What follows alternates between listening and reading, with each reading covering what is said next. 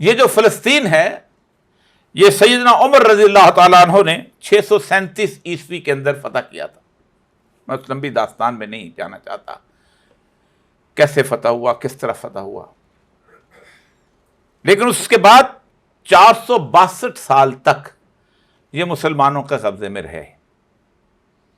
اور پھر اس کے بعد جس طرح مسلمانوں کے اندر پھوٹ ہوئی ہے، فاطمی حکومت بنی ہے اور باقی ساری چیزیں اس سے بکھرے ہوئے ہیں، تو صلیبی جنگوں کے اندر 1099 کے اندر ایک دفعہ پھر عیسائیوں کے قبضے میں چلا گیا.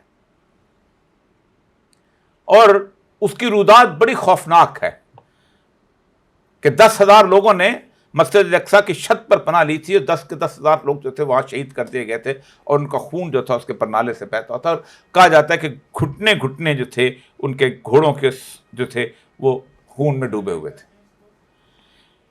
صرف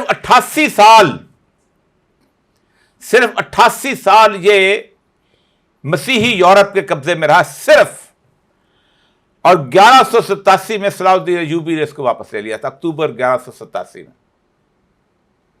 اس کے بعد 830 سال یہ مسلمانوں کے پاس رہا ہے.